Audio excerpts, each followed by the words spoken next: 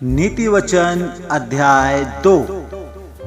हे मेरे पुत्र, यदि तू मेरे वचन ग्रहण करे और मेरी आज्ञाओं को अपने हृदय में रख छोड़े और बुद्धि की बात ध्यान से सुने और समझ की बात मन लगाकर सोचे और प्रवीणता और समझ के लिए अति यत्न से पुकारे और उसको चांदी की नाई ढूंढे और गुप्त धन के समान उसी खोज में लगा रहे, तो यहोवा के भय को समझेगा और परमेश्वर का ज्ञान तुझे प्राप्त होगा, क्योंकि बुद्धि यहोवा ही देता है, ज्ञान और समझ की बातें उसी के मुख से निकलती हैं। वह सीधे मन वालों के लिए खरी बुद्धि रख छोड़ता है, जो खराई से चलते हैं उनके लिए वह ढाल ठहरता है।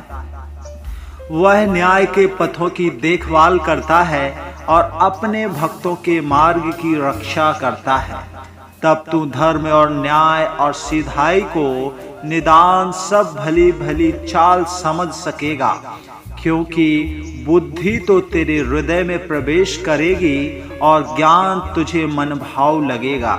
विवेक तुझे सुरक्षित रखेगा और समझ तेरी रक्षक होगी, ताकि तुझे बुराई के मार्ग से और उलट फेर की बातों के कहने वालों से बचाए, जो सीधाई के मार्ग को छोड़ देते हैं, ताकि अंधेरे मार्ग में चलें, जो बुराई करने से आनंदित होते हैं और दुष्ट जनों की उलट फेर की बातों में मन लगाते हैं, जिनकी चाल चलन टेढ़ी मेढ़ी और जिनके मार्ग बिगड़े हुए हैं।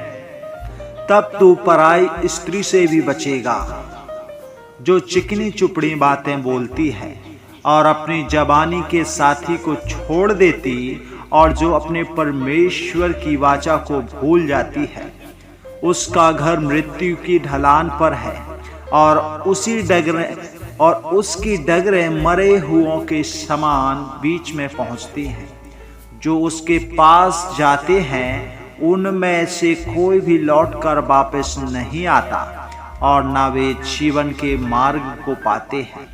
तू भले मनुष्यों के मार्ग में चल और धर्मियों की बाट को पकड़े रह, क्योंकि धर्मी लोग देश में बसे रहेंगे और खरे लोग ही उसमें बने रहेंगे।